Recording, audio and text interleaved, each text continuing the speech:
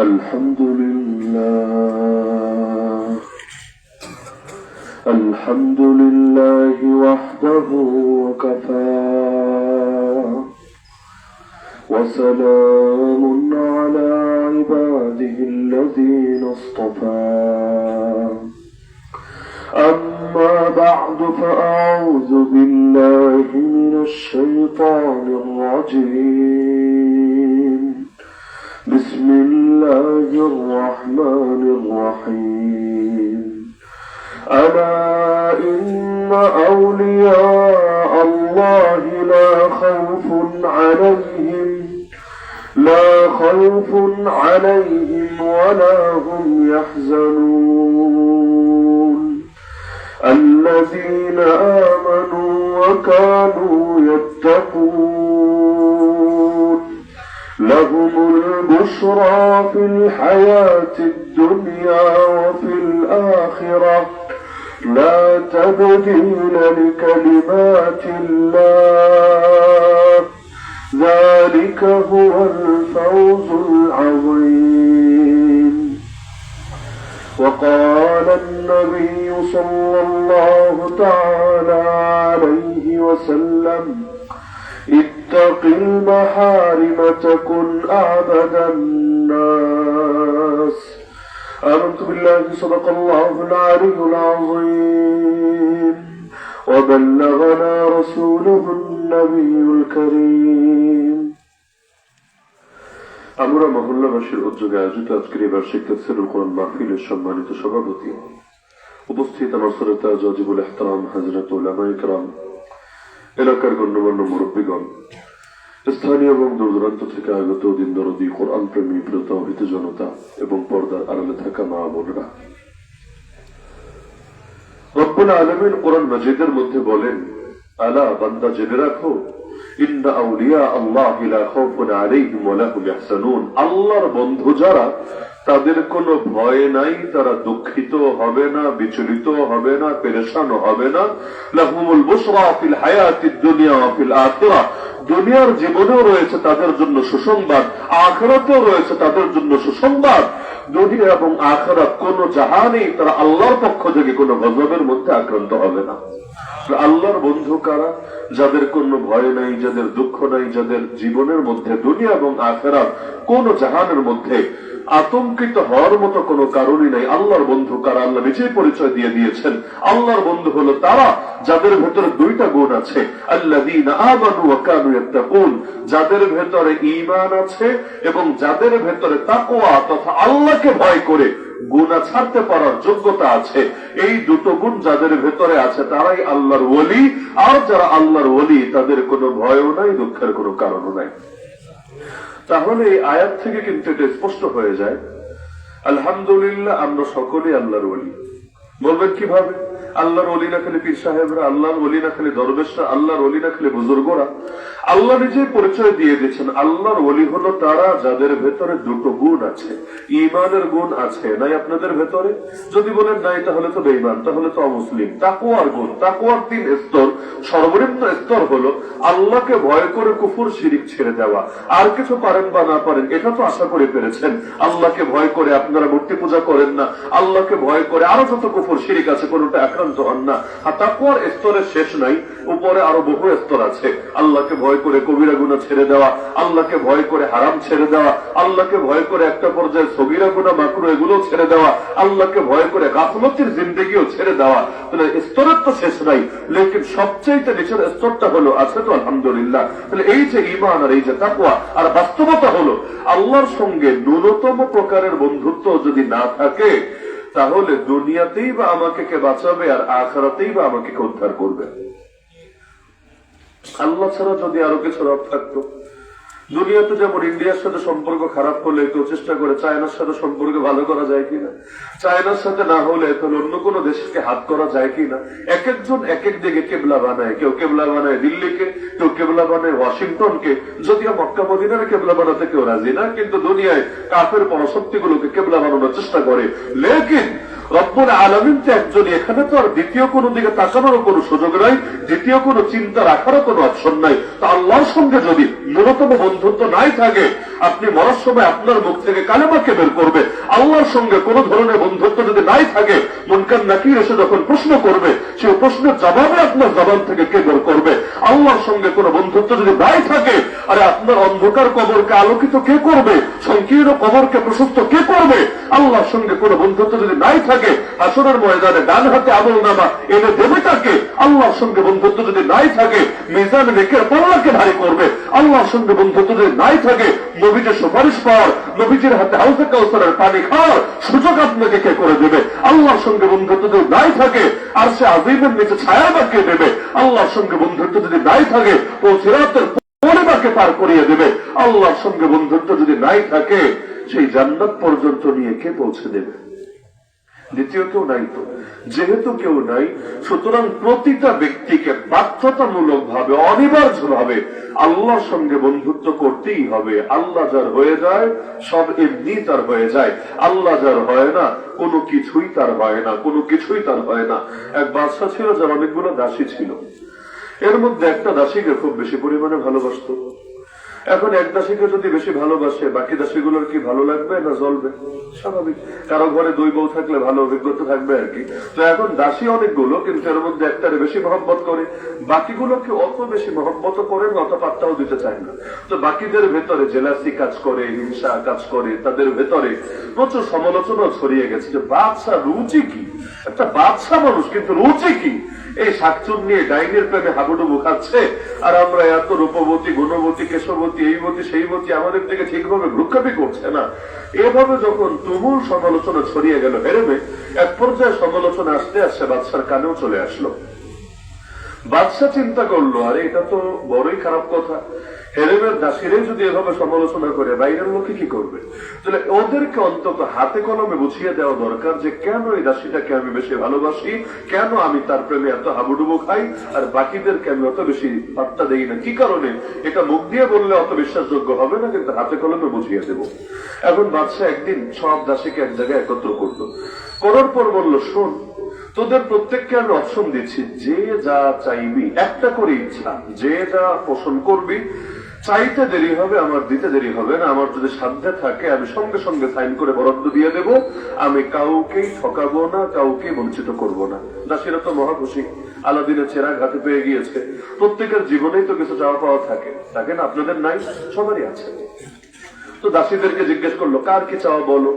এখন প্রত্যেকের স্বপ্নগুলো সামনে উপস্থাপন করতে শুরু করলো। কেউ বললো আমার ওই হীরের টুকরাটা লাগবে, কেউ বললো আমার এতগুলো সোনা গয়না লাগবে, কেউ বললো আমার ওই বাগান বাড়িটা লাগবে, কেউ বললো আমার ওই উটটা লাগবে, আমার এই ঘোড়াটা লাগবে। যার যা চাওয়া ছিল প্রত্যেকে চাইতে লাগলো। অবশেষে আস্তে আস্তে আস্তে আস্তে লাস্টে গিয়ে সেই দাসীর সিরিয়াল আসলো।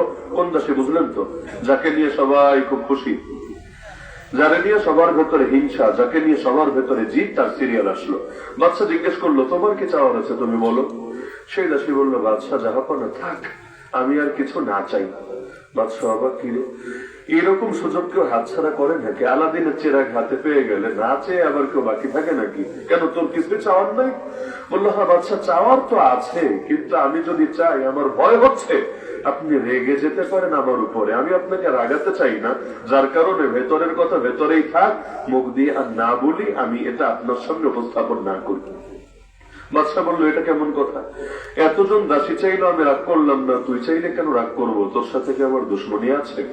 বললো, না বাদশা জাহাপনা, আমার সাথে আপনার দুশ্মনী থাকার কোনো প্রশ্নই আসে না, কিন্তু ওদের চাওয়াটা ডিফারেন্ট, আমার চাওয়াটা ডিফারেন্ট। বিষয়টা যেহেতু আলাদা, সুতরাং আশঙ্কা আছে বলেই তো বলছি। হ্যাঁ, তারপরও আপনি যদি আমাকে অভয় দেন, আমাকে আশ্বস্ত করেন যে আমি বলার পরে আপনি আর যাই হোক রাগ করবেন না, দিলে দিলেন, না দিলে নাই, কিন্তু অন্তত রাগ করবেন না, এতটুকু যদি আশ্বস্ত আমাকে করেন, আমাকে কথা দেন, তাহলে বলবো, না হলে আমি বলবো না।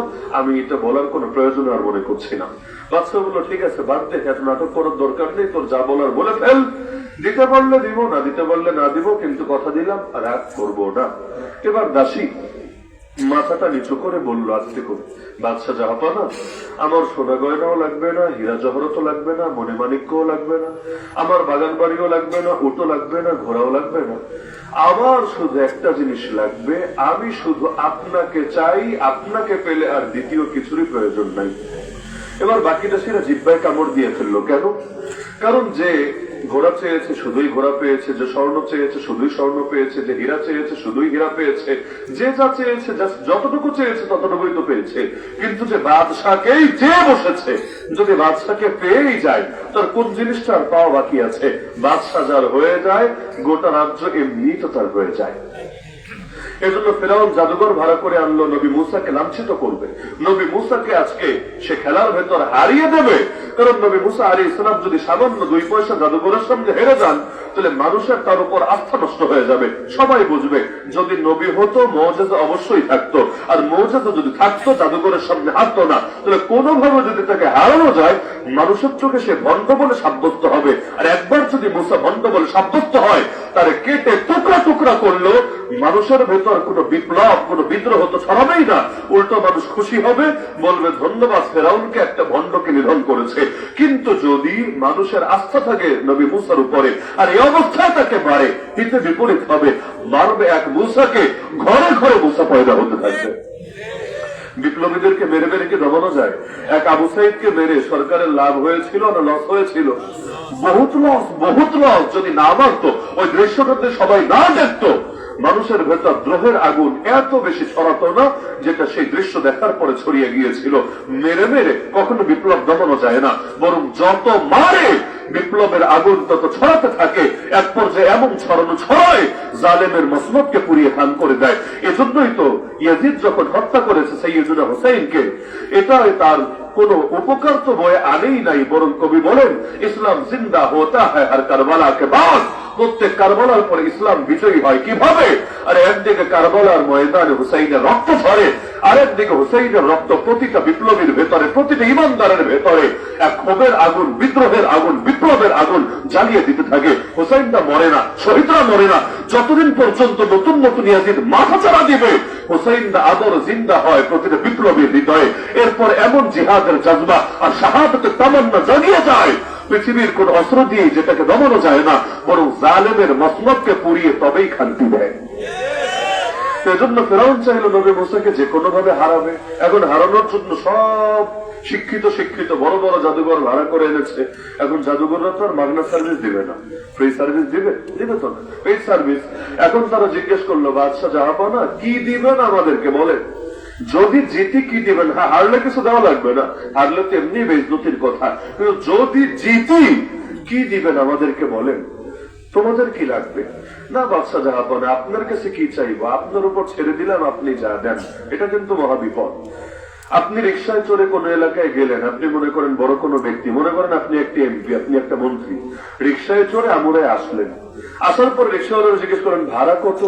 না স্যার, আপনার কাছে কি ভাড়া চাইবো, আপনি দেন, আপনি আপনার সার অনুসারে দেন। এ কথা বললে আপনার বিপদ না? কারণ চাইলে কয় টাকাই চাইতো, কয় টাকাই চাইতে পারবে, একটা চক্ষু লজ্জা বলতে ব্যাপার তো আছে। 20 টাকার জায়গায় 50 টাকাই চাইবে, 50-এর জায়গায় 100 টাকাই চাইবে। কিন্তু যখন আপনার হাওলা করে দিবে, আপনার যাই হোক একটা সম্মান তো আছে, একটা আত্মসম্মান তো আছে। আপনি আপনার সম্মান রক্ষার্থে কিন্তু 10 টাকা 20 টাকা দিতে পারবেন না, আপনার বিবেকে বাঁধবে।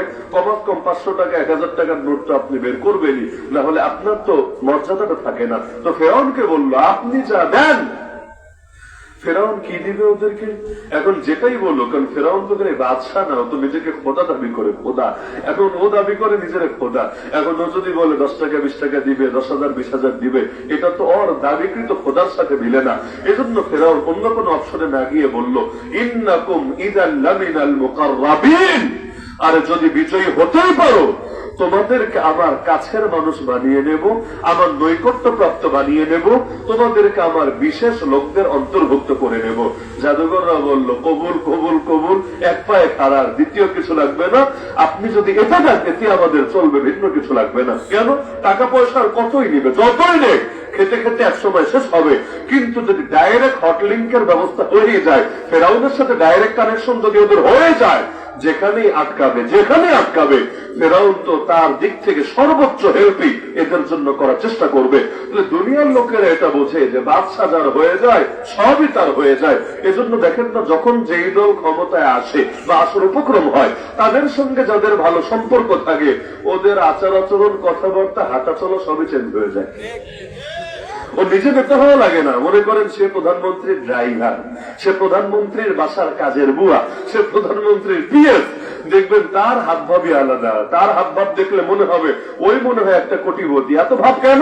এত ভাব এ কারণে, সে ড্রাইভার এটা বড় কথা না, কার ড্রাইভার এটা তো দেখতে হবে। সে কাজের বুয়া এটা বড় কথা না, কার বাড়ির কাজের বুয়া এটা তো দেখতে হবে। এজন্য শামসুল হক ফরিদপুর রহমতুল্লাহ আলাইহি বলতেন, আরে দুনিয়ার লোকেরা তো এগুলো বোঝে, কিন্তু শোনো, তোমাদের ক্ষেত্রে যদি এমন হয় যে তুমি জীবনে এক আল্লাহকে পেয়েছো, আর কিছু পাও নাই, মাথায় রেখো তুমি সবই পেয়ে গেছো, তোমার কিছু পাওয়া বাকি নাই। আর যদি এমন হয় এক আল্লাহরে পাও নাই, বাকি সবই পেয়েছো, আসলে কিছুই তুমি পাও নাই, এখনো কোনো কিছু তোমার অর্জনই হয় নাই। এজন্য আল্লাহর সঙ্গে বন্ধুত্ব করতে পারা, আল্লাহর বন্ধু হতে পারে, এটা হলো একজনের জীবনে সবচাইতে বড় প্রাপ্তি। আরে আল্লাহর সঙ্গে বন্ধুত্ব যতদিন ছিল মুসলমানদের গভীর ভাবে, ততদিন পৃথিবীর কোন দাপটশালী, কোন সুপার পাওয়ার পারে নাই ইসলামী শক্তিকে দমিয়ে রাখতে।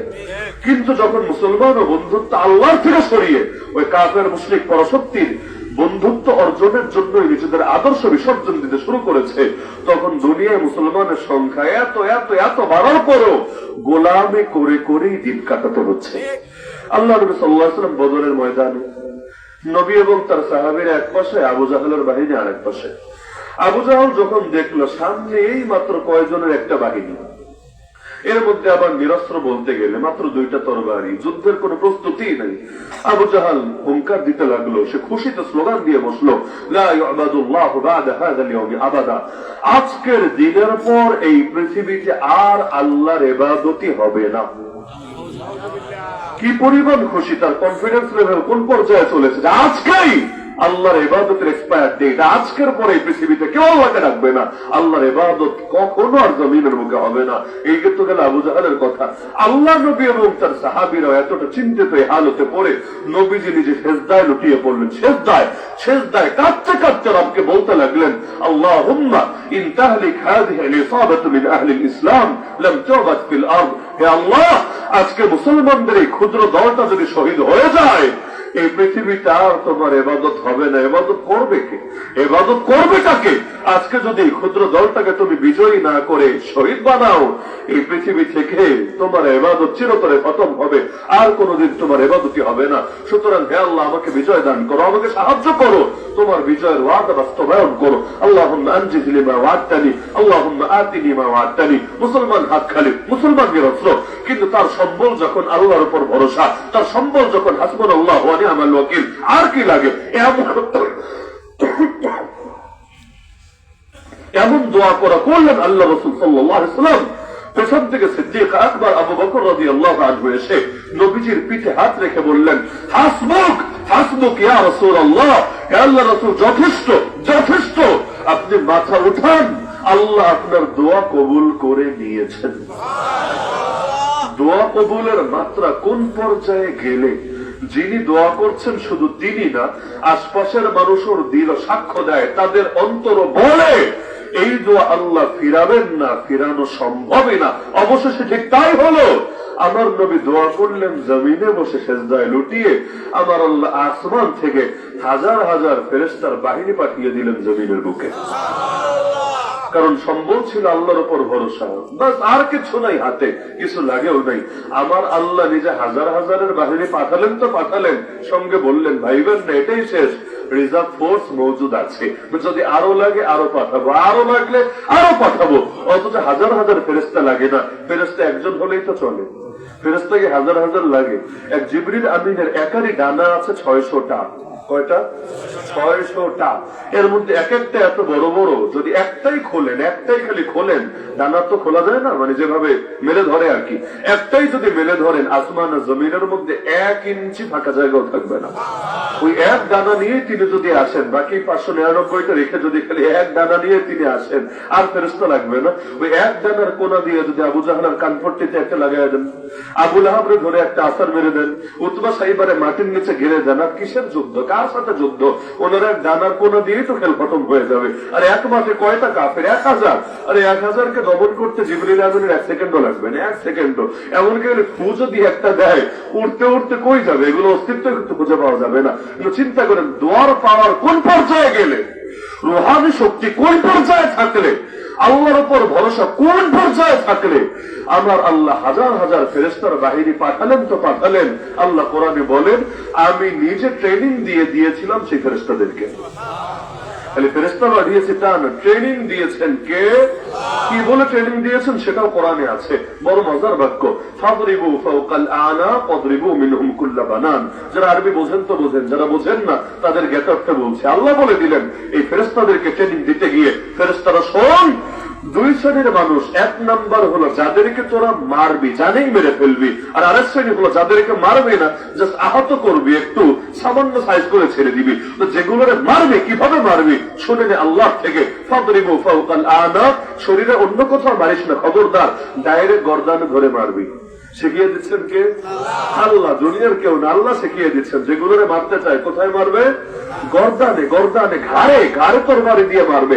আর যেগুলোরে মারতে চায় না, আহত করতে চায়, এগুলোরে কি করবে? আল্লাহ বলে দিলেন, ওয়াদরিবু মিনহুম কুল্লা বানান, এদেরকে প্রত্যেক জয়েন্টে জয়েন্টে পিটাবি। প্রত্যেক জয়েন্ট বোঝেন তো, শরীরে যতগুলো জয়েন্ট আছে প্রত্যেকটা জয়েন্টে জয়েন্টে পিটা, এরপর ছেড়ে দিবি, এরপর ওরা ওদের মতো থাকবে। এই ট্রেনিং আল্লাহ নিজে দিয়ে পাঠালেন। যেহেতু ফেরেশতারা যোদ্ধা না, সারা বছর যুদ্ধ করে বেড়ায় না, আর যে কোনো জায়গায় গেলে ট্রেনিং থাকলে তো ভালো, প্রশিক্ষিত বাহিনী আর অপ্রশিক্ষিত বাহিনীতে এক হবে না। আল্লাহ নিজে কমান্ড দিয়ে পাঠালেন। এটাও শেষ না, আল্লাহ বলেন খালি ফেরেশতা পাঠিয়েছি তা না, বদরের ময়দানে আমি আল্লাহ নিজেও যুদ্ধ করেছি। বলবেন কিভাবে? ফালাম তাকতুলুহুম ওয়ালাকিন্নাল্লাহা কাতালাহুম ওয়ামা রামাইতা ইয রামাইতা ওয়ালাকিন্নাল্লাহা রামা। সূরা আনফালের ভেতর আল্লাহ বলেন, বদরের ময়দানে 70টা কাফের নিহত হলো। 70 জন, একজন দুজন না, যার মধ্যে আবু জাহলও আছে। এরকম নেতৃস্থানীয় 70 জন কাফের নিহত হলো।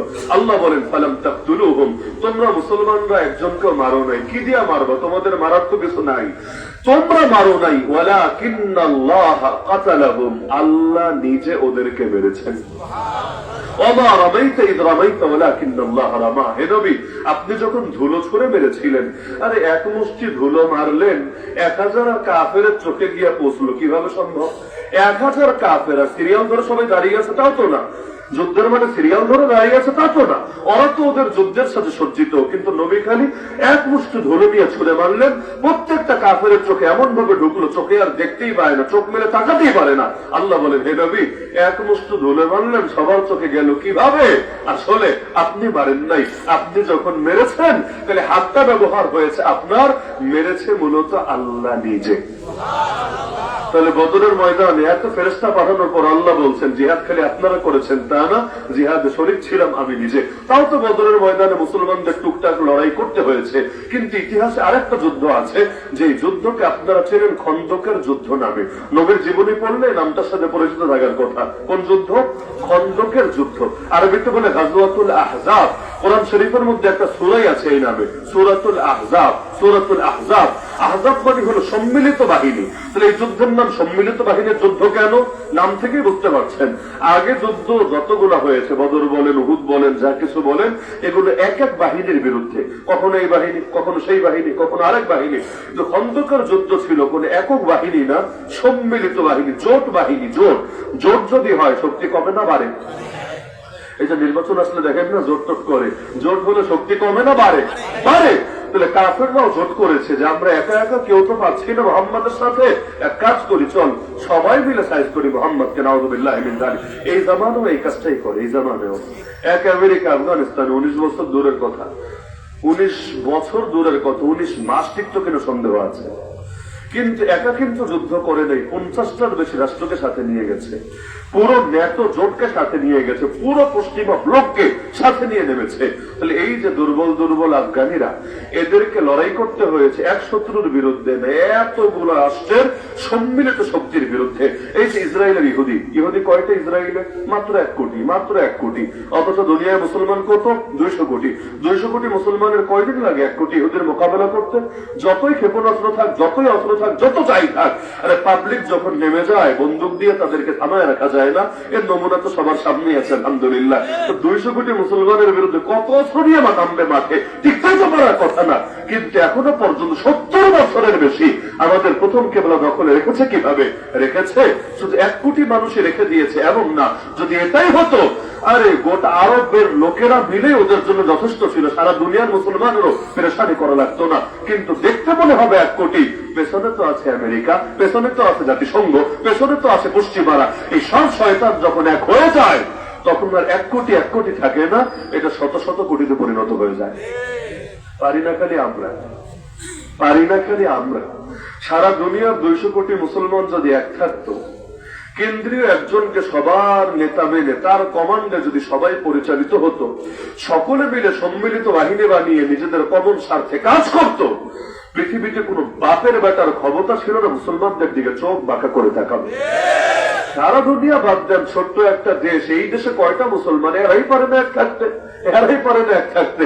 এমনকি যারা ইসলামের তরে কাজ করে, ইসলামের চেতনা লালন করে, তাদেরকে এক করতে গেলে কি হালত হয়, এটা তো এখন গোটা বাংলাদেশের মানুষের সামনে আছে। নির্বাচন আসতে আর 2 দিন বাকি নাই, এখনো পর্যন্ত আজকে না কালকে না পরশু না পরের দিন চলছে। খেলা যে কবে খতম হবে একমাত্র আল্লাহ ভালো জানে। যে হারে পিছাচ্ছে, এটা নির্বাচনের শেষ হওয়ার পরে ঠান্ডা মাথায় এরপর জটফট করলেই চলে। নির্বাচনের আগে মাথা গরম করার দরকার কি? আল্লাহ হেফাজত করে। কয়জনটা এক করতেই যদি অবস্থা হয়, 200 কোটির এক করবেন কিভাবে? 57টা মুসলিম দেশকে এক করবেন কিভাবে? প্রতিটা দেশকে এক করে সম্মিলিত বাহিনী গঠন করবেন কিভাবে? কাফেররা পারে আমাদের ইস্যুতে এক হয়ে আমাদেরকে মারতে, না হলে ইহুদি কই আর খ্রিস্টান কই? চিন্তা করেন, ইহুদি আর খ্রিস্টান হলো সাববেজি। ইহুদি আর খ্রিস্টান কি? সাববেজি। কারণ খ্রিস্টানরা বিশ্বাস করে ওদের নবীরে হত্যা করেছে ইহুদিরা, ওদের নবীকে। নবীরেই যারা হত্যা করে ওরা বন্ধু হয় না শত্রু হয়? যেমন কাদিয়ানীরা আপনাদের দোস্ত না আপনাদের দুশমন? কাদিয়ানীরা তো নবীরে হত্যা করে নাই, আল্লাহ নবীর জামানে চড়া পায় নাই, কিন্তু আল্লাহ নবীর সাথে বেয়াদবি করেছে, খাতমে নবুয়তের চাদর ধরে টানাহাচড়া করেছে। আমার নবী শেষ নবী মানে না, এরপর ওই 2 পয়সার গোলাম মাহমুদরে নবী বলে দাবি করে। এতটুকুই তো। আমরা ওদেরকে নিজেদের জানের চাইতেও এত বেশি ঘৃণা করি যে ওদের বিরুদ্ধে লড়াই করতে জানবাজি রাখতে রাজি আছে। নবীর বিরুদ্ধে যারা সবচাইতে বড় দুশমন, তাহলে খ্রিস্টানরা মনে করে ওদের নবীরে খুনি করে ফেলেছে ইহুদিরা। আমরা মনে করি নবী ঈসা মরেন নাই, তিনি এখনো জিন্দা। কোথায়? আসমানে। কারণ মিশন যতদিন কমপ্লিট হয় না ততদিন পৃথিবীর কেউ কাউরে মারতে পারে না। মিশন যতদিন বাকি থাকে, ঈসা আলাইহিস সালামের মিশন শেষ না বাকি আছে? দাজ্জালকে ধ্বংস করবে, মিশন বাকি আছে। মিশন যতদিন বাকি থাকে পৃথিবীর কেউ পারে না হত্যা করতে। আর আপনার কপালে যদি আল্লাহ লিখে রাখে আগামী দিন আপনার হাতে এদেশের আকাশেও কালেমার পতাকা উড়বে, এটা যদি আল্লাহ আপনার কপালে লিখে রাখে, পৃথিবীর সবাই মিলে যদি আপনার দিকে বুলেট ছুটতে থাকে আর কোন বুলেটে আপনার নাম লেখা না থাকে, পৃথিবীর কোন বুলেটের ক্ষমতা নেই আপনার জানহরণ করবে। ফয়সালা তো জমিনে হয় না, ফয়সালা তো রহমানের পক্ষ থেকে আসে, আর সে আজিমের উপর থেকে আসে। এই জমিনে কোনো কিছুর ফয়সালা হয় না, উপর থেকে যেটা আসে জাস্ট সেটার বাস্তবায়ন হয় পৃথিবীর বুকে। এজন্য মাথায় রাখবেন সর্বদা, শিয়ালের মতো যদি বাঁচতে চান ওই কয়দিনে বাঁচতে পারবেন, সিংহের মতো বাঁচলেও যে কয়দিন বাঁচতে পারবেন। শিয়ালের জীবন গ্রহণ করলেও হায়াত বাড়বে না, সিংহের মতো বাঁচলেও হায়াত কমবে না। খালিদ বিন ওয়ালিদ সারা জীবন কাটিয়েছেন যুদ্ধের ময়দানে, তো কি হয়েছে? যুদ্ধে কিন্তু মরণ হয় নাই, শহীদ কিন্তু হন নাই, যুদ্ধের মাঠে বিছানায় মরণ হয়েছে। সালাহুদ্দিন আইয়ুবী গোটা জীবনে এত কাটিয়েছেন জিহাদে, একবার উমরাও করতে পারেন নাই। হজ তো আরো পরে, হজ উমরায় যাওয়ার ওই অতটুকু টাইম তার দিলে বড় আশা ছিল। প্রত্যেকবার এলাকার হাজিরা গেলেও বড় কেঁদে কেঁদে বিদায় দিত এবং বলতে এবার না পারলে আগামীবার মনে হয় পারবো। এভাবে করতে করতে অবশেষে আল্লাহর বান্দারা তৌফিক হয়নি। রাষ্ট্র নিয়ত রেখেছিল যেদিন মসজিদ আকসা স্বাধীন হবে ক্রুসেডারদের হাত থেকে, এর পরের হজে আমি শরীক হবই হব, আর কোন দিকে চাওয়াচাই নাই। অবশেষে মসজিদ আকসা ঠিকই স্বাধীন হলো। ওনার বয়সও তখন বেশি না, 60টাও যায় নাই, 50-এর কোঠায় আছে। ওই সময় মসজিদ আকসা ঠিকই তো স্বাধীন হলো, কিন্তু মিশন কমপ্লিট, হায়াতও ফুরিয়ে গিয়েছে। এখন আর হজ উমরায় যেতে পারেন নাই, এমন ভাবে অসুস্থ হয়ে বিছানায় পড়লেন, সেখান থেকে লাশ হয়ে ডাইরেক্ট চলে গেলেন কবরে। সারা জীবন যুদ্ধে কাটিয়েও মরণ কিন্তু যুদ্ধে হয়নি, উপরন্তু মরার সময় এই আফসোস নিয়ে মরেছে, আল্লাহ আমাদের কোলে মাথা রেখে তোমার কত হাজার বান্দা শহীদ হলো, কিন্তু আল্লাহ আমার শহীদ হিসেবে কবুল করল না, শাহাদাতের এই সম্মানটুকু পাওয়ার সুযোগ আমাকে করে দিলা না। এই আফসোস করতে করতে মরেছেন। খালিদ বিন ওয়ালিদের শরীরে একটা অঙ্গ এমন ছিল না, একটা অঙ্গ এমন ছিল না যেখানে প্রচুর পরিমাণ তীর তরবারির আঘাত ছিল না, কিন্তু মরার সময় আফসোস নিয়ে বলেছেন, আল্লাহ তোমার প্রতি শহীদ হিসাবে তুমি কবুল করলা না। ওনারা শাহাদাতকে মনে করতেন বিজয়, আর শহীদ না হতে পারাকে মনে করতেন এক ধরনের কষ্টের বিষয়। আর আমরা তো সম্পূর্ণ উল্টা। আল্লাহ হেফাজত করুক। আমি মনে করি আজ যদি বিশ্বের মুসলমানরা ঐক্যবদ্ধ হয়, আর বিশ্ব রাখেন শুধু এই অঞ্চলের মুসলমানরা ঐক্যবদ্ধ হয়, ইনশাআল্লাহ এদেশের আকাশেও কালেমার পতাকা উঠতে বেশি সময় লাগবে। তো এখন খন্দকের যুদ্ধে মনে আছে তো, সম্মিলিত বাহিনী এসে যাচ্ছে মদিনার দিকে, সবাই পেরেশান। এতগুলো বাহিনীর বিরুদ্ধে মোকাবেলা হবে কিভাবে? আল্লাহ নবীর এক সাহাবী, নাম সবাই শোনার কথা, সালমান ফারিসি রাদিয়াল্লাহু আনহু, নাম শুনেছেন? বুড়া সাহাবী, অনেক বয়স তার তখন ওই সময়। তিনি তখন নবীজিকে একটা পরামর্শ দিলেন। পরামর্শ সবসময় বড়রা ছোটদেরকে দিবে জরুরি না, কখনো ছোটরাও বড়দেরকে দিতে পারে। আল্লাহ অনেক সময় ছোটদের জবানে এমন কিছু বের করেন যেটার দ্বারা সবাই উপকৃত হতে পারে। সালমান ফারসি, তিনি কি নবীর চাইতে বড় নাকি? কিন্তু তার যেহেতু বয়স অনেক হয়েছে, অভিজ্ঞতা আছে, জীবনের অভিজ্ঞতা আছে, তিনি পরামর্শ দিলেন, ইয়া রাসূলুল্লাহ, আমাদের পারস্য দেশে মানে ইরানে আর কি এক সিস্টেমে যুদ্ধ হয়, ডিফেন্সিভ যুদ্ধগুলো তারা এভাবে করে। আপনি যদি সেই কৌশলটা মদিনায় প্রয়োগ করেন, আশা করা যায় আমাদের লড়াই অনেক সহজ হবে, কারণ আরবের লোকেরা এই সিস্টেমের যুদ্ধ অভ্যস্ত না। সুতরাং আপনি এই তরিকা ফলো করলে আমাদের বিজয় নিশ্চিত ইনশাআল্লাহ। কি তরিকা? তিনি বললেন যে যদি সম্মিলিত বাহিনী এসে এলাকায় ঢুকেই পড়ে, তাহলে মা বোনদের ইজ্জত হুমকির মুখে পড়বে, আমাদের সম্পদ ঘর বাড়ি সবকিছু ক্ষতিগ্রস্ত হবে। সুতরাং মদিনার বাইরে গিয়ে আমরা বিশাল এরিয়া নিয়ে বিশাল করে গর্ত বানাবো, যেটাকে বলে পরীক্ষা, বড় গর্ত, বিশাল করে গর্ত খনন করব, যাতে করে ওরা ঘোড়া নিয়ে, উট নিয়ে, হাতি নিয়ে ভেতরে ঢুকতেই না পারে। কারণ গর্ত অতিক্রম করে যাবে কিভাবে? এগুলো বিশাল গর্ত বানাবো। আর নিজেরা যদি উট ঘোড়া রেখে নামতে চায়, কারণ এটা নেমে তারপর তো আবার উঠতে হবে, ওরা যদি নামতে চায় আমরা দূর থেকে তীর মেরেই ওদেরকে সাইজ করে দিব। এই প্রক্রিয়া যদি অবলম্বন করি আমাদের লড়াই অনেক সহজ হবে। আল্লাহ নবীর বুদ্ধিটা অনেক পছন্দ হলো। তিনি বলেন চলো কাজ শুরু করি। কিন্তু সেই মাটি তো আর আমাদের বাংলাদেশের মাটির মতো নরম মাটি না, আরবের মাটি পাথরের মাটি, পাথরের মতো শক্ত মাটি। এখন এই মাটি খনন করার, ওই জামানাতে মেশিন টেশিন নাই, এখন যেমন ভেকো টেকো কত কিছু আছে, ওই জামানাতে এগুলো কিছু নাই। তো এখন এত শক্ত মাটি খনন করবেন কিভাবে? আল্লাহ নবী নিজেও হাত লাগালেন, সাহাবীরাও হাত লাগালেন, সবাই মিলে কাজ শুরু করে দিলেন।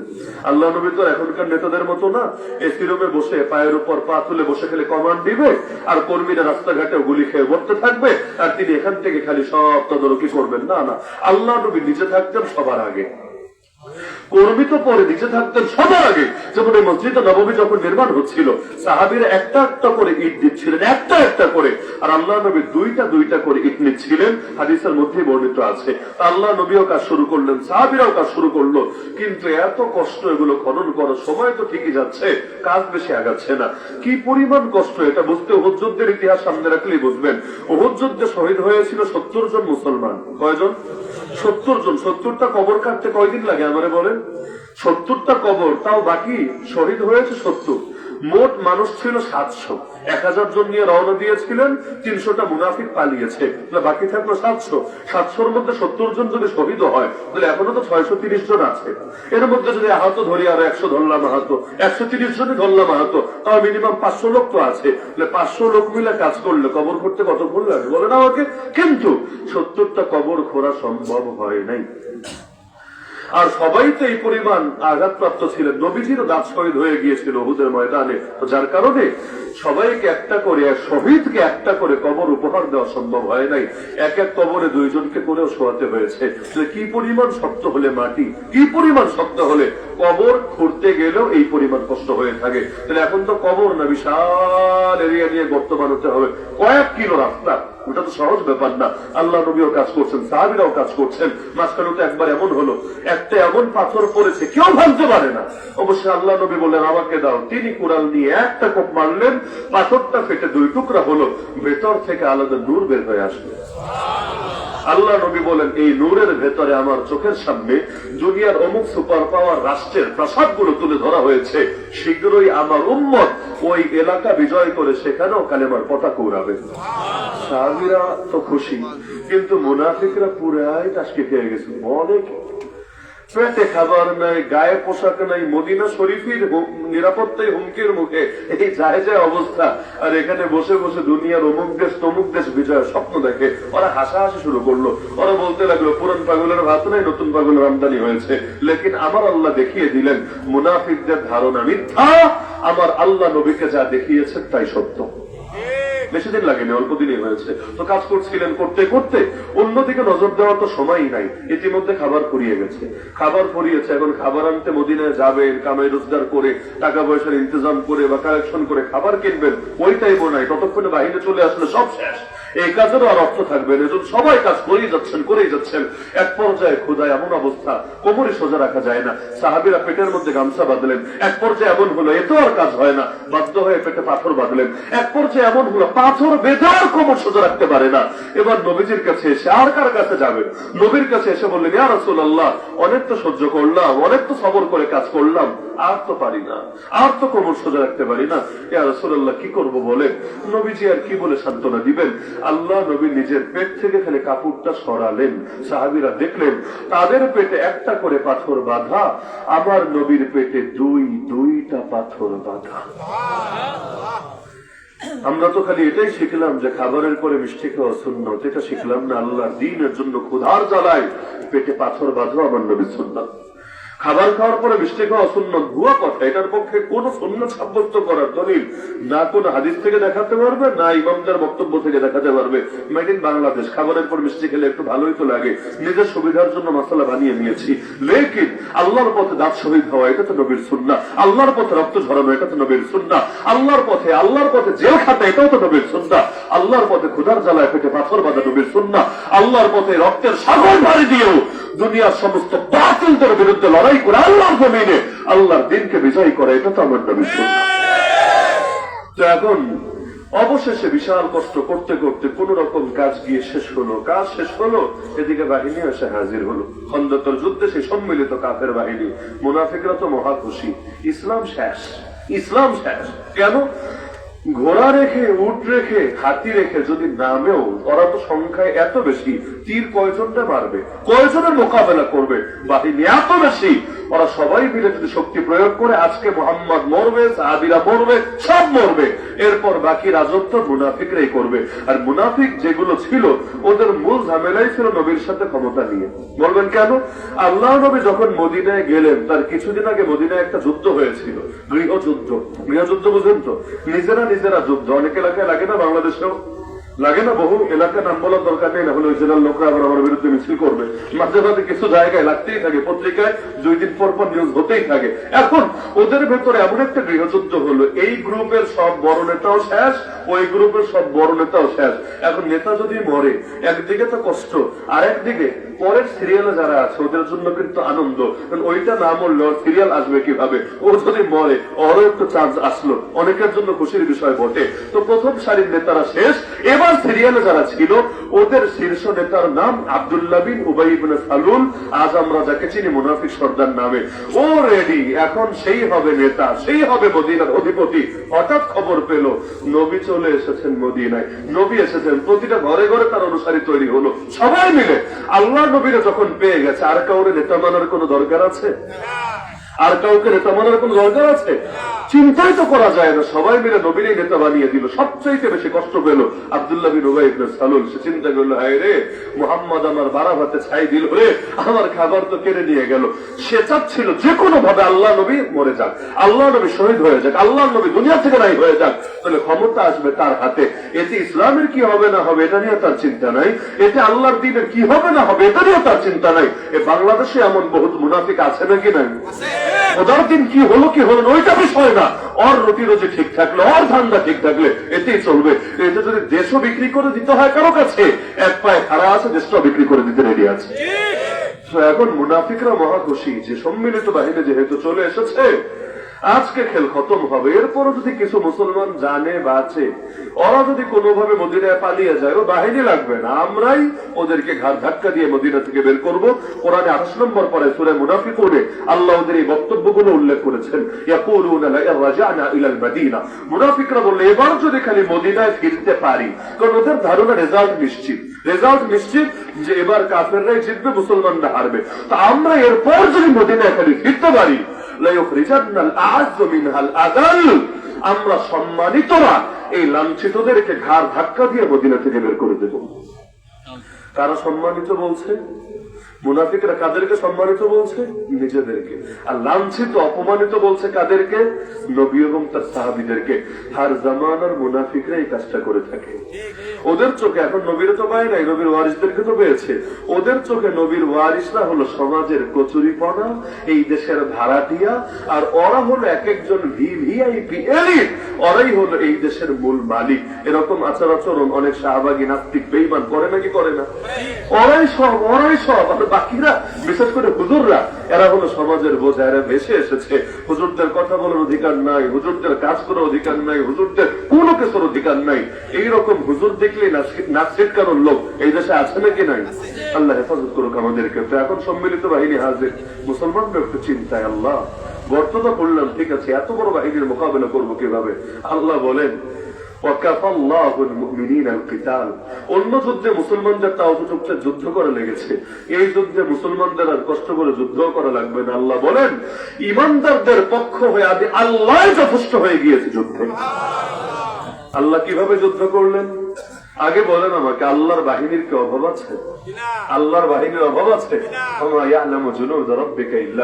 কোরআন বলছে তোমার রবের বাহিনী যে কত তিনি ছাড়া কেউ জানেন না। আমার আল্লাহ রাতের বেলা ঝড় পাঠিয়ে দিলেন। ঝড় বোঝেন তো আপনার? এমন ঝড় আসলো ওদের তাবু পর্যন্ত উড়িয়ে নিয়ে গেল, রান্নার ডেকচি পর্যন্ত উড়িয়ে নিয়ে গেল, এমনকি ঘোড়াগুলো পর্যন্ত বিচলিত হয়ে পেরেশান হয়ে এমন ছোটাছুটি শুরু করলো, রশি ছিঁড়ে যে যেদিকে পারলো ছুটতে লাগলো। ঘোড়ার পায়ের তলায় পড়ে শত শত মরে গেল, শত শত কাফের। আর অন্ধকারের ভেতর ওদের মাথায় ধরছে না হচ্ছে কি। ওদের মনে হচ্ছিল দুনিয়াতে মনে হয় কিয়ামত নেমে এসেছে। এক একজন এক একদিকে ছুটতে গিয়ে নিজেরাই বাড়িটারি লেগে, তরবারির আঘাত লেগে অনেক মানুষ মারা গেল। অবশেষে এক ঝড় শেষ হতে না হতে পুরো ময়দান খালি হয়ে গেল, কাফের সব সেখান থেকে ভেঙে চলে গেল। খালি এক ঝড়। আর রাতের বেলা যেহেতু, দিনে হলে তাও দেখতো, রাতের অন্ধকার কিন্তু একটা ঝামেলা, তাই না? যে কি হচ্ছে এটা বোঝা যায় না। আমার মনে আছে আমরা যখন দাঁড়িয়ে হাদিসে পড়ি, একদিন রাতের বেলা হঠাৎ চোখ খুলে দেখি কিনা সবাই কিনা দৌড়ের উপরে আসছে, সবাই দৌড়াচ্ছে, একদম মশারি টশারি ছিঁড়ে যেভাবে পারছে দৌড়াচ্ছে। আমি তো চিন্তায় পড়ে গেলাম। এখন মাথায় তো কোনো দিকে চিন্তা করার সুযোগ নেই, সবাই দৌড়াচ্ছে, আমারও দৌড়াতে হবে। দিলাম এক দৌড়। এখন দৌড় দিতে গিয়া আমাদের রুমে দাঁড়ায় হাদিসে তো অনেক বড় বড় কিতাব থাকে, টেবিলও থাকে বিছানো। তো এক পাশে আমরা ঘুমাতাম আর এক পাশে কিতাবের সেই টেবিল গুলো থাকতো। অনেক অন্ধকারে দৌড় দিতে গিয়ে টেবিলে ঠাস ঠুস করে বাড়ি খেলো, কারো পা মুচকে গেল, কারো হাত দিতে প্রচন্ড ব্যথা পেল, কিন্তু কোনো দিকে খবর নাই। সবাই এক দৌড়ে, আমরা ছিলাম তিনতলা থেকে সব একদম লাফাতে নিচে এসে হাজির হলো। একজন তো লাফই দিয়েছে, পুরো লাভ, মানে সিঁড়ি দিয়ে যাবে অত ধৈর্য নেই, লাভ দিল। এখন নিচে আসার পর সবাই হাঁপাতে কি হয়েছে দৌড় দিলা কেন? এ আবার জিজ্ঞেস করে, আমিও তো জানি না কি হয়েছে, দৌড় দিলি কেন? আমিও তো জানি না কি হয়েছে, দৌড় দিলি কেন? কিরে কেউ জানে না, কাহিনী কি, দৌড়ালাম কেন? এখন যাদের পা মুচকে গেছে তারাও পেরেছেন, তারা আরো বেশি কষ্টে যে এত দৌড়ালাম। আমরা ভেবেছিলাম ভূমিকম্প বা আগুন বা কিছু একটা তো হয়েছে, এখন অন্ধকারে কেউ তো জানি না, হিসাব তো মিলেই না, দৌড়ালাম কেন কারো কাছে ব্যাখ্যা নেই। লাস্টে ঘাটাঘাটি করে ব্যাখ্যা বের হলো। আমরা দাওরায়ে হাদিসে ওই যে হাদিসের ব্যাখ্যা গ্রন্থগুলো থাকে অনেক বড় বড়, 30 খন্ড 32 খন্ডও থাকে অনেকগুলো। তো অনেক সময় এমন হয় যে 1-2 খন্ড লাগে, পুরোটা তো আর টেবিলে রাখা সম্ভব না, পুরোটা একসঙ্গে লাগেও না। আমরা বাকিগুলো কার্টনে করে বেঁধে রাখতাম। কার্টন বলতো যে আপেলের কার্টন দেখেছেন, ফলের দোকানে আপেলের কার্টন, কমলার কার্টন, মালটার কার্টন, এগুলোর মধ্যে ঢুকিয়ে রশি দিয়ে বেঁধে সানসেটে রেখে দিতাম। তো এখন সানসেট থেকে যে কোনো ভাবে, এখন জিনে ফেলেছেন এমনি পড়েছে, আল্লাহ ভালো জানে কিছু একটা হয়েছে, যে কোনো ভাবে একটা গিয়ে মোটা সোটা একটা ছেলে ছিল আমাদের সাথে, ওই ওর পায়ের উপর ঘুমের মধ্যে পড়েছে। এখন ও তো আর বোঝে নাই যে আসলে কি পড়েছে, ঘুমের মধ্যে মনে হয়েছে কারেন্টে শর্ট করেছে। ওইখান থেকে চিৎকার একটা দিয়ে সে দিয়েছে এক চিৎকার, ওর চিৎকার শুনে আরে 10 জন চিৎকার, 10 জনের চিৎকারে এমন এক কিয়ামতের মতো অবস্থা, দৌড় লাস্টে গিয়ে দেখা গেল আরে হুদাই এক দৌড়ে এই কাহিনী ঘটে গেল। তো অন্ধকারের টাইমে তো স্বাভাবিক জিনিসও জটিল হয়ে যায়, সেখানে যুদ্ধের মাঠ এমনি তো পেরেশানি থাকে, কখন কে আসে কখন কে মারে। তো এমন লড়াই, এমন হালত হলো, মুসলমানদের কোনো লড়াইও লাগলো না, তীর তরবারিও খরচ করা লাগলো না। আল্লাহ বলেন আমি একাই লড়াই করে দিলাম মুসলমানদের পক্ষে। আল্লাহর সঙ্গে বন্ধুত্ব হলে দুনিয়ার জীবনে দুনিয়ার বড় বড় বিপদ থেকেও ফায়দা মেলে নাকি মেলে না? এক মুশরিক আল্লাহ নবীর গর্দানে তরবারি ধরেছিল, ঘটনা আশা করি শুনেছেন অনেকে। নবীজি এক যুদ্ধ থেকে ফিরছিলেন, এক গাছের ছায় বিশ্রাম নিচ্ছিলেন। আরবের দুপুর বেলায় চলা যায় না, সূর্যের তাপ এত বেশি থাকে, আর মরুভূমির দেশ, চলাই সম্ভব না। নবী সাহাবীদেরকে বললেন, যে যে গাছের নিচে জায়গা পাও গিয়ে রেস্ট করতে থাকো। গাছও দূরে দূরে, মরুভূমিতে এত ঘন ঘন গাছও থাকে না, যে যেখানে পারলেন সরিয়ে গেলেন। সাহাবীরা দূরে দূরে, নবীও একটা গাছের নিচে। এখন কোমরের মধ্যে তরবারি নিয়ে তো আর ঘুমানো যায় না, ব্যথা লাগবে, আঘাত লাগবে। নবীজি ঘুমানোর আগে কোমর থেকে তরবারিটা খুলে একটা গাছের ডালে ঝুলিয়ে দিলেন। এরপর নবীজি বিশ্রাম শুরু করলেন। পেছন থেকে ফলো করতে করতে এক মুশরিক এসে দেখলো, কি রে, সুবর্ণ সুযোগ। নবীও ঘুমাচ্ছেন, সাহাবীরাও ঘুমাচ্ছেন। নবী এক জায়গায়, সাহাবীরা অন্য জায়গায়। এখন এই সুযোগে যদি মোহাম্মদরা জবাই করে ফেলি, তাহলে আজকেই আমাদের মিশন সাকসেসফুল, এবং আজকে আমাদের হাত থেকে তারে বাঁচানোর কেউ নেই। ফলো করতে করতে সে এটা দেখে মহা খুশি। এজন্য মাথায় রাখবেন, ফলোয়ার মানে মহব্বতকারী না। বাঘও কিন্তু হরিণকে ফলো করে, করে না? বাঘ হরিণটা ফলো করে না? কি মহব্বতের খাতিরে করে, না গোস্ত খাওয়ার জন্য করে? আপনাকে যারা ফলো করে, সবাই মহব্বত করে বলে ফলো করে এমন না। ধরেন আমার বয়ান আপনি আর কি শোনেন, আপনি আর কয়টা শোনেন? গোয়েন্দা বিভাগের ভাইয়েরা এর চাইতে আরো বেশি শোনেন। আলাদা টিভি আছে যারা আমাদের ফাইলগুলো ধীরে ধীরে মোটা বানাতে থাকে, প্রতিদিন যায়, ফাইলের সাইজ ধীরে ধীরে মোটা হয়। রিমান্ডে গেলে টের পাওয়া যায় আর কি, রিমান্ড খাতে অভিজ্ঞতা আছে তো। হুজুর অমুক বছর অমুক দিন এই বয়ানটা কেন করেছিলেন? আমারও মনে নেই কবে কোন বয়ান। এত বয়ান করলে কয়টা মনে থাকে? এত জানে কিভাবে? কারণ ফাইলের তো রেডি আছে। শুধু এটা না, মোবাইলে কলে কার সাথে কি কথা বলে, কলে কার সাথে কবে কি কথা বলছি, কোন কথা থেকে কি ক্লু বের হয়, কি পাওয়া যায়, সব আমলনামা মজুদ হতে থাকে। আর সব নোট রাখে না, শোনে সব, যেটা যেটা প্রয়োজন বা যেটা যেটা আগামীতে কাজে লাগতে পারে নোট রাখে। এখন যেমন দেশে নির্বাচিত সরকার নাই, তো কি হয়েছে? আপনারা ভেবেছেন আমাদেরকে এমনি ছেড়ে দিয়েছে? না, এখনো আমাদেরকে ঠিকই নজরে নজরে রাখে। আর মনে করে দাঁত কটমট করে বলে, বলেন আর কয়টা দিন বলেন, দিন আমাদেরও আসবে, খালি সুযোগটা আসুক না, আগামীতে আপনাদের হুজুরদের সাথে আবারও বোঝাপড়া হবে। এগুলোই চলছে দেশের মধ্যে। তো এখন ফলো যারা করে সবাই মহব্বত করে তা না। এজন্য আল্লাহর রাস্তায় আমি অনুরোধ করবো সবাই, কেউ যদি নিজের ক্ষতি নিজে করতে চান, নিজের পায়ে নিজে কুড়াল মারতে চান, নিজের জীবনের সুখ শান্তি গুলো, নিজের বাচ্চা কাচ্চাদের ছবিগুলো ইচ্ছা মতো ফেসবুকে আপলোড দিবেন, আপনার ধ্বংস হতে আর কিছু লাগবে না। আপনার এই কর্মই আপনার ধ্বংস করে ছাড়বে। বলবেন কিভাবে? আপনি তো দিচ্ছেন এই কারণে সবাই তো আপনার পক্ষের লোক, মহব্বতের লোক, একটু দেখবে, ভালো বলবে, তারা খুশি হবে। কিন্তু আপনি জানেন না সবাই খুশি হবে তা না, অনেকে হিংসাও জ্বলবে, অনেকের ভেতরে এটা নিয়ে জিদও কাজ করবে। কোন ব্যক্তির নজর যে আপনার ক্ষতি ডেকে আনবে আপনি তো জানেনই না। নবীজি বলেন, তাকদীরের পর সবচাইতে বেশি মৃত্যু হয় নজরের কারণে, কুদৃষ্টির কারণ। তাকদীরের পর সবচাইতে বেশি মৃত্যু ঘটে। আরে বাচ্চা একটা জন্ম নিয়ে সারলো না, এখনো মায়ের দুধ খাওয়া শুরু করলো না, ফেসবুকে ছবি আপলোড হয় নাকি হয় না? এই আপলোড হওয়ার ক্ষতিটা কি হয়? সেগুলো বাচ্চা কাচ্চার বাপ যারা আছেন সবাই এমনি বোঝেন, আমার বোঝাতে হবে না যে বাচ্চাদের উপর নজর লাগলে ক্ষতিটা কি হয়, এটা বয়ান করে বোঝাতে হবে না। বিয়ে করে এখনো 2 দিনও যায় নাই, ফেসবুকে কাপড়ের ছবি আপলোড করে, হ্যালো গাইস কেমন দেখা যাচ্ছে আমাদেরকে, একটু কমেন্টস করো, তোমাদের মতামত জানাও। এই যে জাতিরে আপনার বউ প্রদর্শন করছেন, এমনকি বাসর করার আগেই তো বউ জাতির দেখা হয়ে যায়। কমিউনিটি সেন্টারে গিয়ে কি করে, এরকম একটা সোফা থাকে না বউ বসার জন্য, থাকে না আলাদা জায়গা, সেখানে গিয়ে বন্ধুরা ছবি তোলে, এবং শুধু ছবিই না, আরো কত কিছু চিন্তা করে, আরে ওর সাথে ও কেমন মানালো, ওর জায়গায় ও হলে কেমন মানাতো, কত হিসাব নিকাশ গবেষণা চলতে থাকে। এই যে বাসর করার আগেই কতজনের নজর যে লাগলো, আপনি তো ভাবছেন বিশাল উপকার হলো, কিন্তু আপনি জানেন না আপনার সংসার নষ্টের বীজ আজকে বপন হয়ে গেল। এই জন্য দেখবেন ছবি জঙ্গলে যারা নায়ক নায়িকা, গায়ক গায়িকা, বিয়ে করতে দেরি, পাবলিক তালাক কবে হবে দিন গোনা শুরু করতে দেরি না। বিয়ে হওয়ার আগে তালাকের জন্য সবাই রেডি থাকে, এবং অনেকে তো ভবিষ্যৎবাণী করে দেয় 6 মাসে, 2 বছরে, 1 বছর। কেন? কারণ যে হারে নজর লাগে, যে হারে নজর লাগে, এবং মিডিয়াগুলোই নজর লাগানোর ব্যবস্থা করে দেয়। তো যার কারণে টিকবে কিভাবে, টিকবে কিভাবে? এজন্য কেউ যদি নিজের ক্ষতি নিজে করতে চান, নিজের সুখ শান্তি গুলো বেশি বেশি মানুষের সামনে তুলে ধরবেন, এগুলোই যথেষ্ট আপনার ধ্বংসের জন্য। এজন্য বিশুদ্ধ হাদিসে আছে, নবী বলেন, কারো ক্ষতির জন্য, কারো অনিষ্টের জন্য এটাই যথেষ্ট, আইয়ুশারা ইলাইহি বিল আসাবি, তার দিকে আঙ্গুল তুলে ইশারা করা হয়, এটাই যথেষ্ট। মানে কি? আমাদের বলেন তো, কমন জিনিসের দিকে ইশারা করে না আনকমন জিনিসের দিকে ইশারা করে? আনকমন। কমনের দিকে তো অত নজর যায় না, কমন তো কমনই। মনে করে কিছু ছেলে পেলে আছে, এরা মোটর সাইকেল চালানোর সময় সাইলেন্সারটা খুলে রাখে, তাই না?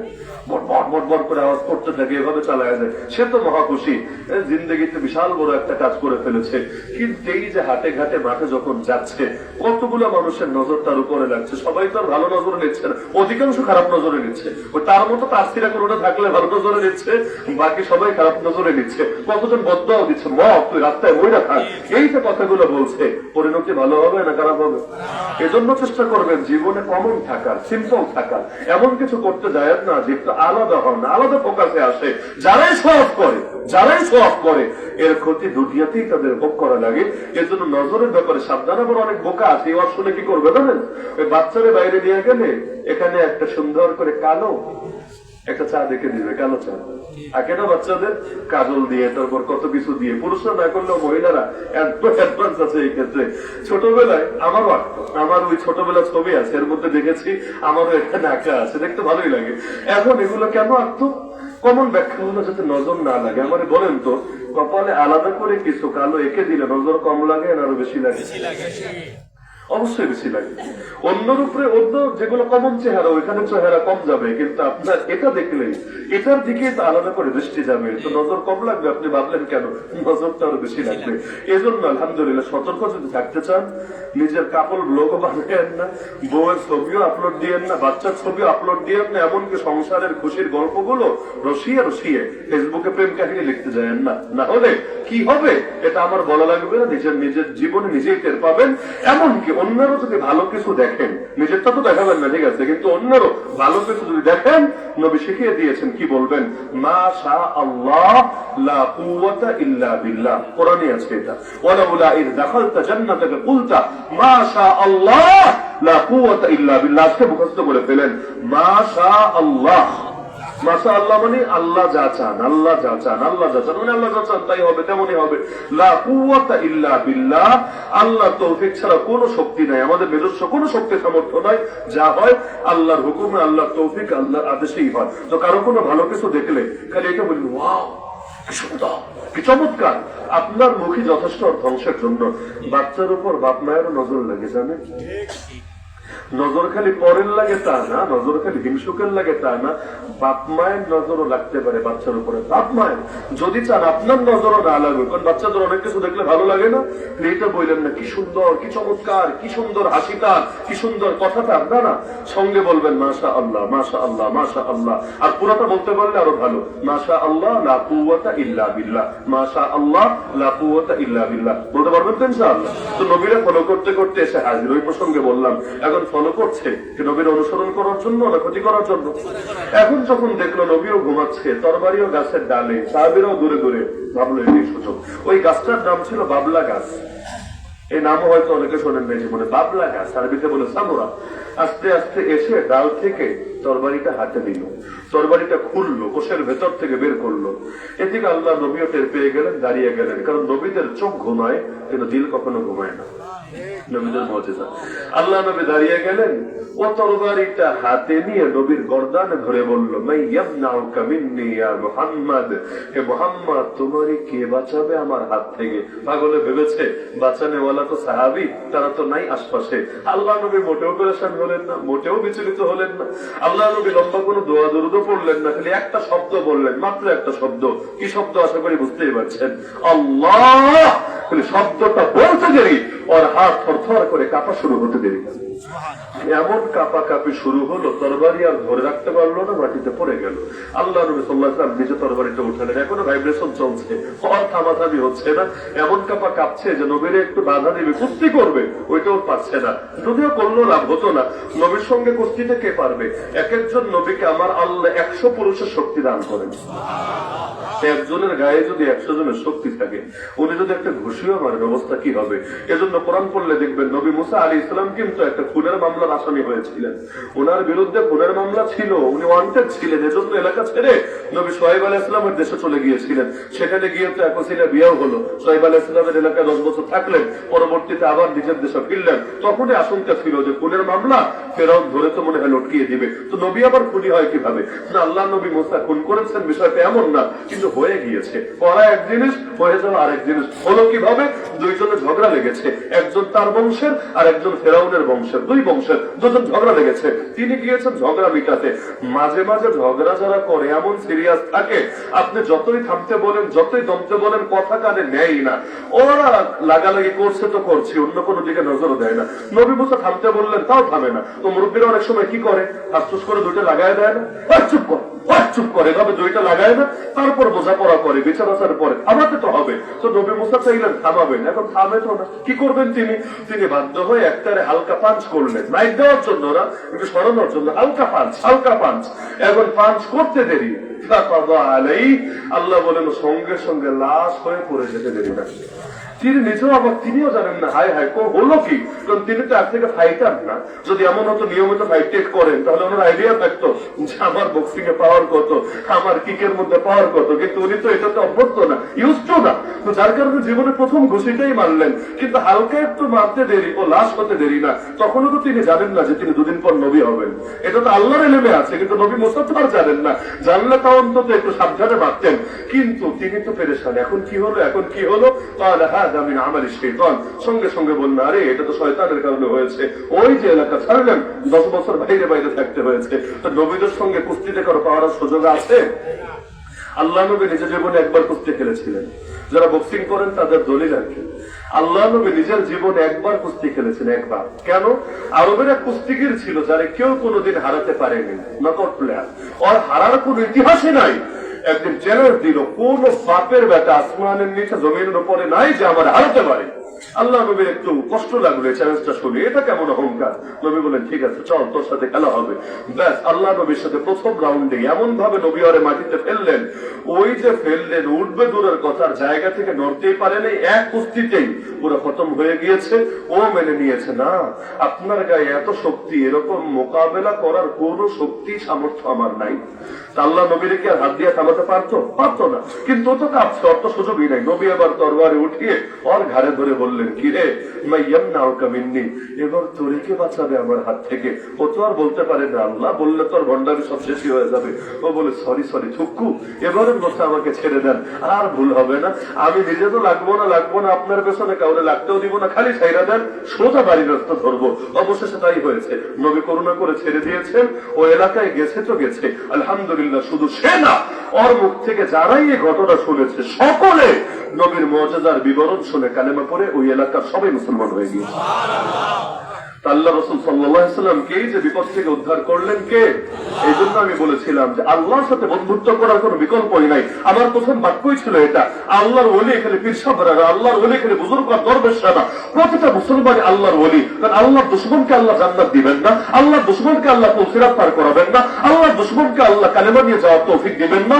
এগুলো বন্ধুর সাথেই করবেন। সুতরাং প্রতিটা মুমিন আল্লাহর বন্ধু, কিন্তু বন্ধুত্বের মাত্রা তত বাড়বে, ঈমান এবং তাকওয়ার মাত্রা যত বাড়বে। যার ঈমান যত বেশি, আল্লাহর সঙ্গে বন্ধুত্ব তত বেশি। যার ঈমান যত কম, আল্লাহর সঙ্গে বন্ধুত্ব তার তত কম। আমি আপনাদের থেকে আশা রাখি প্রত্যেকে আল্লাহর এই পর্যায়ের বন্ধু হয়ে যান, যারা এখনো জমিনে বসে দোয়া করবেন, আল্লাহ আসমান থেকে হাজার হাজার ফেরেশতার বাহিনী পাঠিয়ে দিবেন। কেমন বন্ধুত্ব করতে রাজি আছেন তো ইনশাআল্লাহ? এখন যদি জিজ্ঞেস করেন হুজুর কি করলে বন্ধুত্ব বাড়বে, আমি বলবো এটা আমার শেখায় দেওয়া লাগবে না, আপনাদের সবার ভালো করে জানা আছে।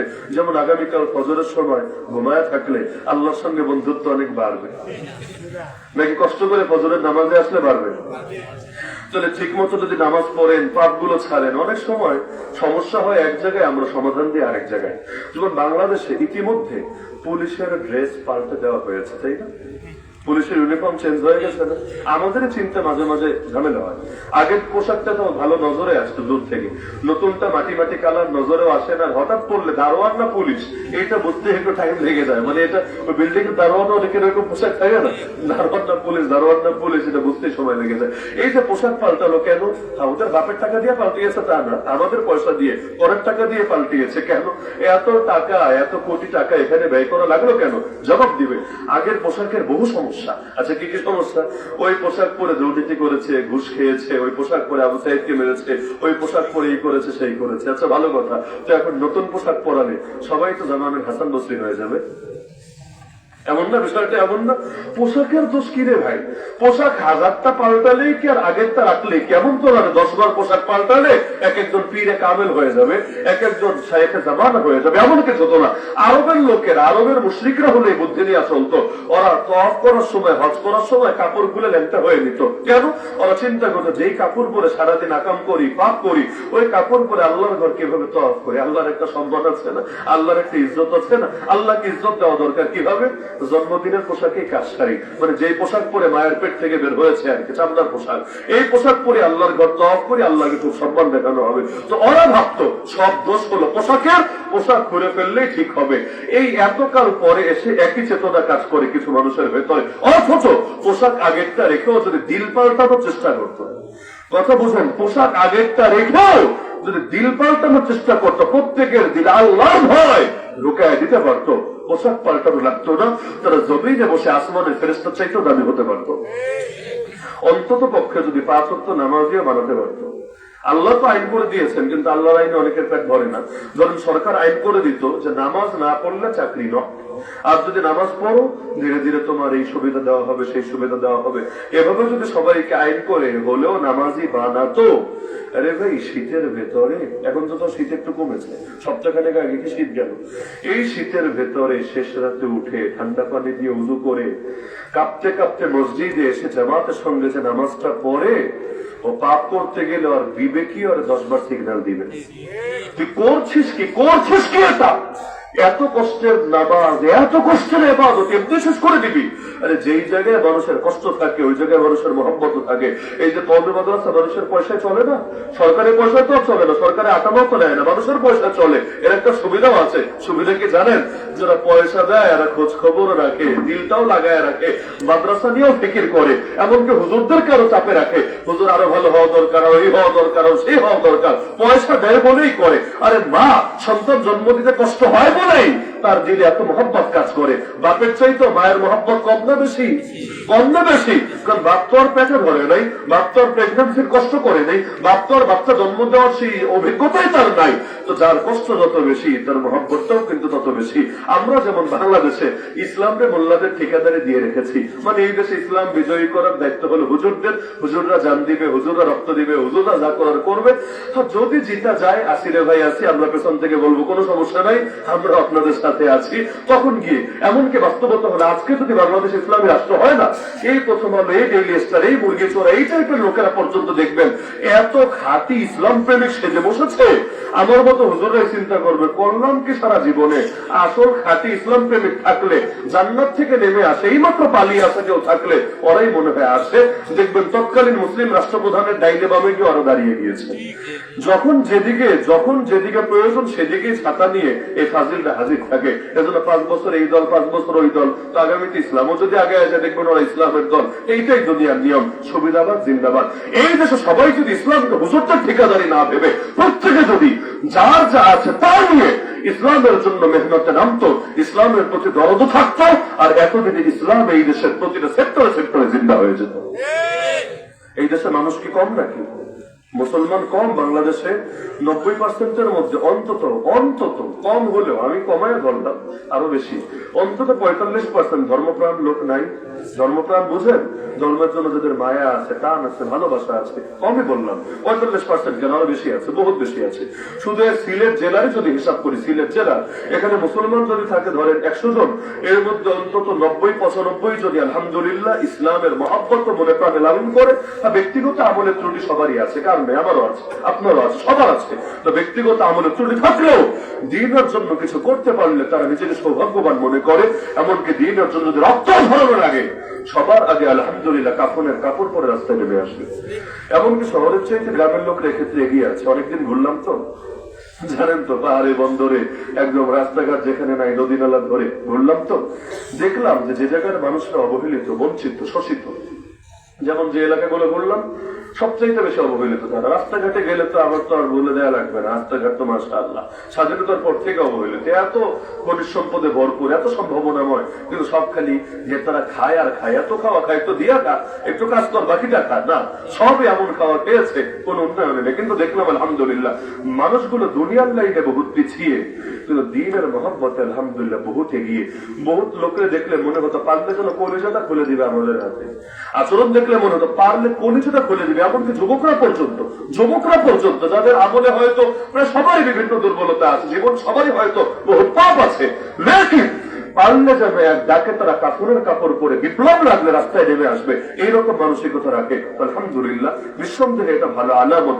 এই সম্ভাবনাটাকেই যদি কাজে লাগানো যায় ঠিকঠাক ভাবে, ঐক্যবদ্ধ ভাবে, সঠিক নেতৃত্বের আলোকে, আমি মনে করি এদেশের আকাশেও শীঘ্রই কালেমার পতাকা উঠবে, তাই না? আল্লাহ রাব্বুল আলামিন আমাদের সবাইকে সেই সোনালী সুদিন দেখে যাওয়ার তৌফিক দান করুন। তো প্রথম থেকে শেষ মূল মেসেজটা বুঝতে পারলাম তো আলহামদুলিল্লাহ। মূল মেসেজ হলো আল্লাহর সঙ্গে বন্ধুত্ব আছে। আমি এটা বলছি না যে আপনারা আল্লাহর শত্রু, না, সবাই আল্লাহর বন্ধু, আল্লাহর ওলি। বাংলায় বললে বন্ধু, আরবিতে বললে ওলি। আল্লাহর ওলি মানে আলাদা কোনো চিজ না, আলাদা কোনো ক্যাটাগরি না, ওলি মানেই বন্ধু। আমরা সবাই আল্লাহর বন্ধু আলহামদুলিল্লাহ। তো বন্ধুত্ব কমানো দরকার না বাড়ানো দরকার? বাড়ানো দরকার, যেহেতু আল্লাহ ছাড়া আর কোনো উপায় নেই। চলেন সবাই মিলে বন্ধুত্ব বাড়ানোর চেষ্টা চালাই। বিশেষ করে নামাজের ব্যাপারে কোনো ছাড় নাই। আল্লাহর রাস্তে আর কিছু পারেন বা না পারেন, অন্তত একটা আমল আঁকড়ে ধরেন। আগামীকাল থেকে যুবক ভাইয়ের, মুরব্বীরা থাকে না, যুবক ভাইয়েরাই 5 ওয়াক্ত নামাজ আঁকড়ে ধরেন। আপনারাই যদি আগে আসেন, মুরব্বীদের বলা লাগবে না, আপনারা দেখে এমনি লাইনে চলে আসবে। আরে কোনো যুবক ছেলে যদি মুখে সুন্নতি দাঁড়িয়ে রাখে, আর বাপ দাঁড়িয়ে না রেখে পারবে কিভাবে?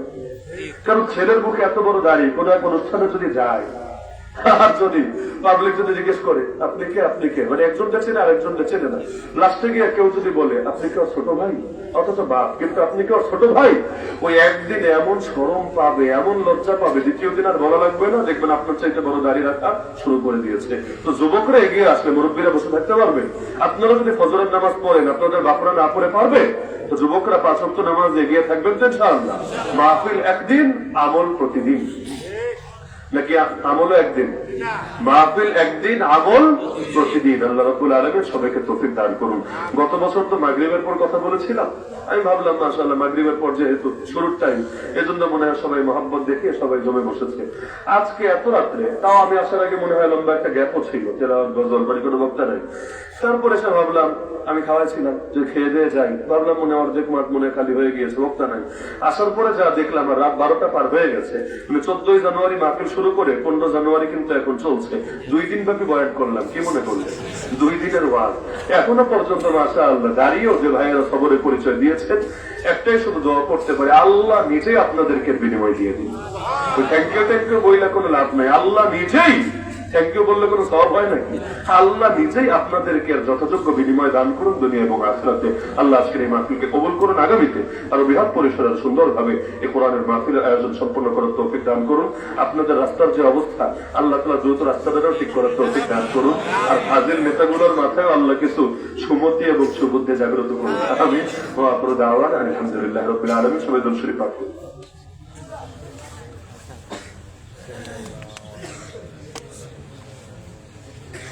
প্রবাসী ভাইদের সহযোগিতায় আজকের মাহফিলটা অনেক দূর এগিয়েছে আলহামদুলিল্লাহ। আমরা তাদের জন্য বিশেষভাবে দোয়া করব। আর কাছাকাছি সময় অনেকজন ইন্তেকাল করেছেন, যে বাসায় আমাদের মেহমানদারি হলো এই যে টিলার উপরে, উনিও জানালেন যে 6 ভাইয়ের মধ্যে 1 ভাই শুধু জিন্দা আছেন, বাকি 5 জন কবরে, একজন 1 সপ্তাহ আগে মাত্র ইন্তেকাল করেছেন। তো কাছাকাছি সময়ে যারা মারা গিয়েছেন বা যারা আগেও মারা গিয়েছেন, আমরা সকলের জন্য দোয়া করব আল্লাহ প্রত্যেকের কবরকে যাতে জান্নাতের বাগানে পরিণত রাখেন। অনেকে অসুস্থ আছেন, অনেক মা বোনরা অসুস্থ আছেন, সবার জন্য দোয়া করবো। দুরূদ শরীফ পাঠ করি। الحمد لله رب العالمين، والصلاة والسلام على سيد المرسلين وعلى آله وأصحابه أجمعين. يا رب العالمين يا أرحم الراحمين يا أحكم الحاكمين يا الله, আপনি আমাদের আজকের এই কোরআনের মাহফিলকে কবুল করে নেন। আয় আল্লাহ, এই মধ্যরাতে বড় আশা নিয়ে আমরা কিছু নাফরমান বান্দা আপনার কাছে দুটো হাত তুললাম। আয় মেহেরবান আল্লাহ, মেহেরবানি করে আমাদের অতীতের সমস্ত গুনাহ খাতাগুলোকে মাফ করে দেন। আয় আল্লাহ, আমাদের মা বাবা, আপনজন, আত্মীয় স্বজন, মায় মুরব্বী যারা কবরে চলে গেছেন, প্রত্যেকের কবরকে জান্নাতের বাগানে পরিণত করে দেন। আয় আল্লাহ, যে মুরব্বীরা জীবিত আছেন এখনো, সবাইকে নেক হায়াত দান করেন। আয় আল্লাহ, আমাদের মধ্যে, আমাদের আপনজনদের মধ্যে যারা অসুস্থ, আয় আল্লাহ, অনেক মা বোনেরা অসুস্থ দোয়া চেয়েছেন, সবাইকে আপনি শেফায়ে কামেল আজল নসিব করেন। আয় আল্লাহ যারা ঋণগ্রস্ত সবাইকে ঋণ পরিশোধের তৌফিক দান করেন। আয় আল্লাহ যে যে মুসিবতে আটকে আছে সকলের মুসিবতকে আপনি দূর করেন। আয় আল্লাহ প্রত্যেকে রুজি রোজগারে বরকত দান করেন। আয় আল্লাহ বিশেষ করে যারা ব্যবসা বাণিজ্য করে হালাল তরিকায় নবী শেখানো তরিকায় যাতে সহি তরিকায় ব্যবসা বাণিজ্য করতে পারে সেই তৌফিক আপনি দান করেন। আয় আল্লাহ প্রবাসে থেকে আপনার বান্দারে কোরআনের মাহফিলকে বলে নাই, আয় আল্লাহ তারা দূর থেকেও মাহফিলের জন্য বহুত খেদমত আঞ্জাম দিয়েছে। আয় আল্লাহ প্রবাসী ভাইদের প্রবাস জীবনকে আপনি সুখময় বরকতময় বানিয়ে দেন, সমস্ত বালা মুসিবত থেকে তাদেরকে হেফাজত ফরমান। আয় আল্লাহ তাদের রুজি রোজগারের মধ্যে বেশি থেকে বেশি বরকত দিয়ে দেন। আয় আল্লাহ আপনারা যাতে নিয়মিত 5 ওয়াক্ত নামাজ জামাতের সঙ্গে আদায় করতে পারে সেই তৌফিক দান করেন। আয় আল্লাহ আপনার খাঁটি বন্ধু হয়ে এই দুনিয়া থেকে যাতে যেতে পারি সেই তৌফিক আমাদেরকে দান করেন। আয় আল্লাহ যারা এখনো হজ উমরায় যেতে পারে নাই, আয় আল্লাহ অতি দ্রুত কবুল হজ কবুল উমরা করার তৌফিক দান করেন। আয় আল্লাহ আপনার নবী জানিয়েছেন রমজান মাসে একটা উমরা করা নবীর সঙ্গে হজ করার সমান। আরে আল্লাহ রমজানে অনেক বান্দারা আয় আল্লাহ উমরা নিয়ত করেছেন, তাদেরকে মকবুল মাবরুর উমরা সম্পূর্ণ করে নিরাপদে ফিরে আসার তৌফিক দান করেন।